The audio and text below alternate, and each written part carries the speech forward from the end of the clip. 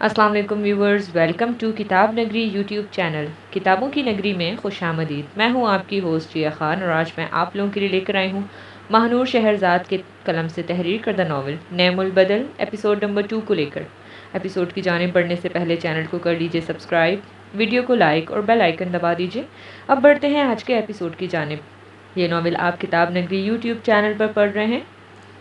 अरूब इस वक्त अपने रूम में मौजूद वार्डरोब सेट कर रही थी। तुम्हारे डैड चाहते हैं कि तुम्हारा रिश्ता पक्का हो जाना चाहिए। 2-3 फैमिलीज तुम्हें देखने भी आएंगी। तुम बताओ, तुम्हें इनमें से कोई रिश्ता पसंद आया है? साइमा मोहतरमा इसके कमरे में दाखिल होते हुए इसे देखकर पूछने लगी। मॉम, मैं पसंद करती हूँ एक लड़के को। इस वीकेंड पर इसकी फैमिली आएगी। आप लोग एक दफ़ा इनसे मिल लें। अच्छी फैमिली है, बहुत, मुझे यकीन है पसंद आएगी आपको और डैड को। अरूब इनकी बात पर इनकी जानिब बढ़ते हुए आराम से इन्हें समझाने लगी। अच्छा ठीक है, अगर तुम्हारी खुशी इसी में है तो एक दफ़ा मिल लेंगे, मैं और तुम्हारे डैड। साइमा मोहतरमा हाँ करते हुए इसे खुश कर गई। अरूब इनके गले लग गई। I love you. अरूब गले लगे आंखें बंद किए कहने लगी। वो मुस्कुरा दी। चलो वार्डरोब सेट करो, मुझे मक्खन बाद में लगा लेना। साइमा मोहतरमा इसे खुद से अलग करते हुए मज़ाही अंदाज में कहने लगी। वो भी हंसने लगी। खेलते हैं, मज़ा आएगा। मिशेल और ज़ूबिया दोनों एक दूसरे से बातें करते हुए गिराज की तरफ कदम बढ़ा रही थी। सामने से अरबाब आता दिखाई दिया। मिशेल मज़ीद तेज़ी से चलने लगी। सुनो। अरबाब की बात पर ज़ूबिया और मिशेल दोनों ने एक दूसरे को देखा और दोनों एक साथ मुड़ी। तुम 5 मिनट में एक कप चाय बनाकर लाओ मेरे लिए। अरबाब मिशेल की तरफ इशारा करते हुए इसे ऑर्डर देने वाले अंदाज में कहने लगा। ये मुझे कह रहे हैं? मिशेल ने इसको देखते ही हल्की आवाज़ में ज़ूबिया से कन्फर्म करना चाहा। तुम्हारी तरफ इशारा कर रहे हैं तो जाहिर सी बात है तुम्हें बोला है। ज़ूबिया इसे भी अरबाब को देखते हुए जवाब देने लगी। जी। मिशेल बस यही कहती वो दोनों किचन की तरफ कदम बढ़ा गए। नहीं, मतलब गुस्सा भी मुझ पर होना, चीखना भी मुझ पर, और काम भी मुझसे करवाते हैं। न जाने खुद को क्या समझते हैं, आम इंसान ही हैं हमारी नज़र में। जो बात है सीधी, मुझे तो इनका ये रोब जमाने वाला अंदाज़ बिल्कुल नहीं पसंद। अगर कोई मुझे कहे अरबाब मलिक को एक लफ्ज़ में बताओ तो मैं इंतहाई बदतमीज़, ज़रूरत से ज़्यादा घमंडी। मिशेल चाय का पानी चूल्हे पर रखते हुए बगैर इधर उधर देखे अरबाब के मुतालिक बोलने लग गई। मिशेल। ज़ूबिया ने इसे आंखों से इशारा करते हुए रोकना चाहा। क्या मिशेल? सच बोल रही हूँ मैं। खुद को ना जाने क्या समझते हैं, मुझे तो लगता है किसी रियासत के शहजादा समझते हैं। मिशेल बगैर इसके पास नज़र डाले इसके मुतालिक बेफजूल बोलती चली जा रही थी। एकदम मुड़ी, सामने अरबाब को मौजूद पाकर इसके होंठों को एकदम चुप लगी। वो अपनी जगह साकित हो गई। अरबाब चेहरे पर हद से ज़्यादा सख्ती सजाए इसे देखने लगा। लानत हो तुम पर मिशेल। वो इसे सांस रोके देखती दिल में खुद को कोसने लगी और कप वहीं छोड़ती वो तेज़ी से बाहर की तरफ भाग गई। ज़ोबिया भी सिर झुकाए निकल गई। अरबाब इन दोनों को बस जाता देख रहा था। किसी दिन तुम मरोगी और साथ मुझे भी मरवाओगी। ज़ोबिया बाहर आते ही इसे खफगी से कहने लगी। मिशेल ने इसे देखा। मुझे भी कुछ ऐसा ही लगता है। मिशेल अपनी रुकी सांस को बहाल करती इसे जवाब देने लगी और फिर हंस दी। ज़ोबिया नफ़ी में सर हिला गई। दिन तेज़ी से गुजर रहे थे और आज हफ्ते का दिन था। आतिफ मलिक ने अहमद मलिक और अपनी बहू सदफ को अरबाब की पसंद बताई थी और इन्हें अपने साथ चलने का बोला था, जिस पर वो दोनों रजामंद हो गए और वो तीनों अरबाब के बताए गए एड्रेस पर पहुंच गए थे। वो तीनों गाड़ी से बाहर निकले और घर पे नज़र डाली। ये 5 मंजिला का घर था जो बहुत खूबसूरत बना हुआ था और वो लोग अंदर की तरफ बढ़े। अस्सलाम वालेकुम। आतिफ मलिक और अहमद साहब को देखकर उरूब के वालिद अम्मा साहब ने एहतरामन सलाम किया। वालेकुम अस्सलाम।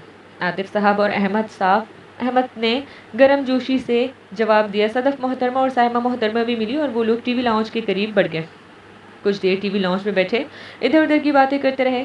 आपको मालूम तो होगा हम लोग यहाँ ख़ास मकसद से आए हैं। अपने पोते अरबाब के लिए आप लोगों की बेटी का रिश्ता लाए हैं। हमारी अपनी कंपनी है जो अब अरबाब ही संभाल रहा है। आतिफ मलिक ने मुस्कुराते हुए मुद्दे की बात पर आते कहने लगे। जी, आपको कौन नहीं जानता। अमाद साहब मुस्कुराते हुए जवाब देने लगे। अपनी बेटी को तो बुलाएं, हम भी ज़रा देखें। सदफ मोहतरमा अपने मखसूस नरम लहजे में साइमा मोहतरमा से कहने लगी। जी, बस आती ही होगी। साइमा मोहतरमा मुस्कुराकर इन्हें जवाब देने लगी। कुछ ही देर में वो चाय की ट्रे लिए आती दिखाई दी। लाइट पिंक कलर के ड्रेस में आधे बालों को कैचर में कैद किए, होंठों पर लाइट पिंक कलर की लिपस्टिक लगाए वो प्यारी लग रही थी। माशाल्लाह। सदफ मोहतरमा इसे देखते ही मुस्कुराते हुए कहने लगी। अस्सलाम वालेकुम। रूप सर झुकाए धीमे लहजे में सलाम करने लगी। वालेकुम अस्सलाम बेटा, इधर आकर बैठो मेरे पास। सदफ मोहतरमा लहजे में नरमी सजाए इसे कहने लगी। वो खामोशी से सदफ मोहतरमा के साथ आकर बैठ गई और इससे बातें करने लगी। अरूब कुछ देर वहाँ बैठी और फिर उठकर चली गई और फिर वो बड़े अपनी बातें करने में लग गए। अब हम इजाज़त चाहेंगे, आप लोगों से मिलकर बहुत खुशी हुई। ہم جواب کا انتظار کریں گے۔ احمد ملک عماد صاحب سے گلے ملتے ہوئے دوستانہ انداز میں کہنے لگے۔ جی ہم جلدی اپنا جواب دیں گے۔ عماد صاحب بھی مسکراتے ہوئے ان سے اسی انداز میں بولے اور وہ لوگ واپسی کے لیے نکل گئے۔ یہ ناول آپ کتاب نگری یوٹیوب چینل پر پڑھ رہے ہیں۔ ارباب ٹی وی لاؤنج میں موجود تھا۔ وہاج اور جعفر بھی اس کے پاس ہی بیٹھے ہوئے تھے۔ ارباب کی نظریں بار بار داخلہ دروازے کی جانب پڑ رہی تھیں۔ آ جائیں گے، حوصلہ رکھ میرے دوست۔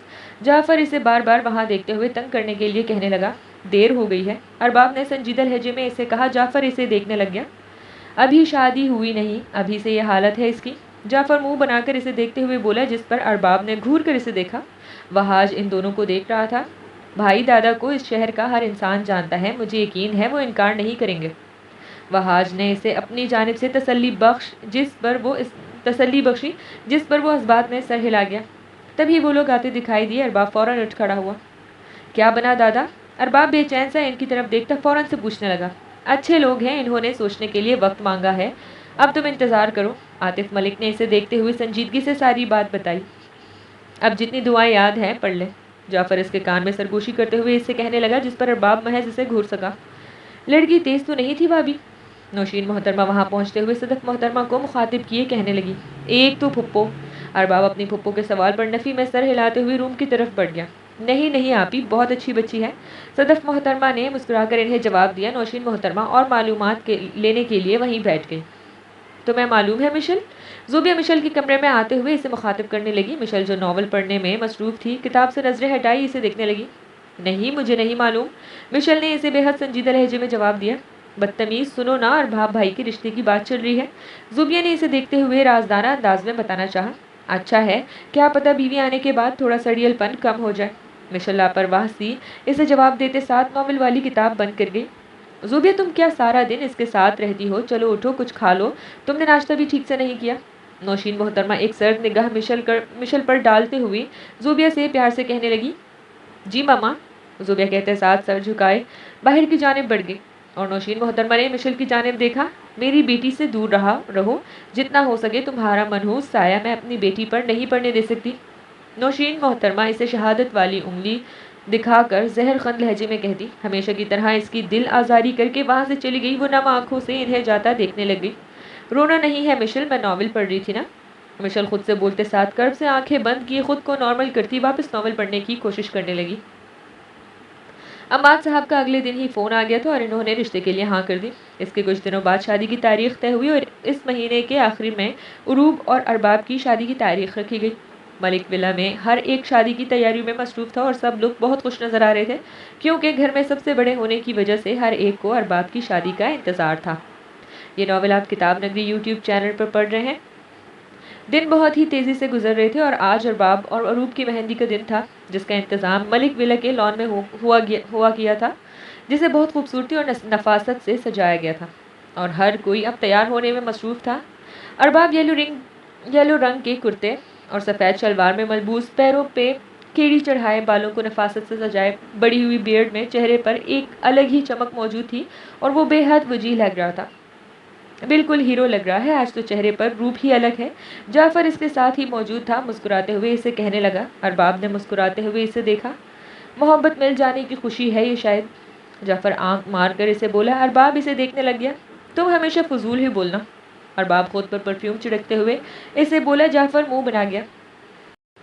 عروب بھی گولڈن یلو رنگ کے کامدار فراک میں سر پر نفیس سا کام کا خوبصورت ہم رنگ دوپٹہ سیٹ کیے، ہونٹوں پر پنک لپسٹک لگائے، جولری میں کانوں میں جھمکے پہنے اور ہاتھوں میں چوڑیاں پہنے وہ پیاری لگ رہی تھی۔ مہمان آنا شروع ہو چکے تھے اور ملک ولا کے تمام افراد موجود تھے۔ زوبیہ گرین کلر کے ڈریس میں لائٹ سے میک اپ میں بہت پیاری لگ رہی تھی۔ وجیح سیاہ شلوار قمیض میں ہینڈسم لگ رہا تھا۔ اس کی نظر زوبیہ پر گئی اور لبوں پر مسکراہٹ نمودار ہوئی۔ وہ ہاتھوں میں ٹوکری اٹھائے کھڑی پریشان سی اس پاس نظریں گھما رہی تھی۔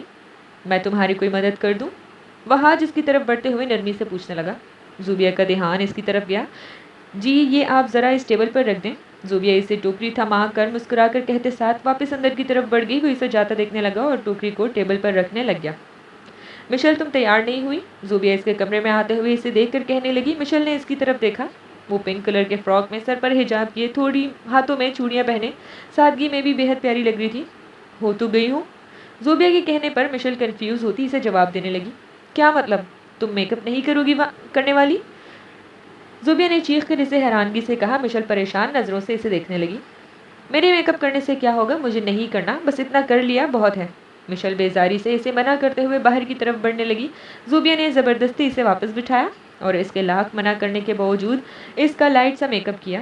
اب لگ رہی ہو نا بہت پیاری، زوبیا مسکراتے ہوئے اسے دیکھ کر کہنے لگی۔ مشل نے اس کی طرف دیکھا۔ زوبیا تم میرے ساتھ اتنا مت رہا کرو، مشل سنجیدہ لہجے میں اسے دیکھتے ہوئے کہنے لگی۔ زوبیا نے آئی برو اچکا کر اسے دیکھا۔ اب کون سا دورہ پڑ گیا تمہیں؟ زوبیا اس کی بات پر سنجیدہ ہونے کے بجائے مزاحیہ انداز میں پوچھنے لگی۔ ایسی کوئی بات نہیں ہے، بس پپو کو اچھا نہیں لگتا، مشل نے دھیمے لہجے میں اسے بتانا چاہا۔ زوبیا نے گہرا سانس بھرا۔ تمہاری پپو کو کچھ بھی اچھا نہیں لگتا؟ خیر تم ان کی باتوں کو سیریس مت لیا کرو، چلو فنکشن سٹارٹ ہو گیا ہے، چلتے ہیں۔ زوبیا اسے مسکرا کر کہتے ساتھ ہاتھ تھام کر باہر کی طرف بڑھ گئی۔ مشل اتنی بھیڑ کو دیکھ کر حد سے زیادہ کنفیوز ہوئی۔ زوبیا تو آگے چلی گئی جبکہ وہ وہیں کھڑی رہی۔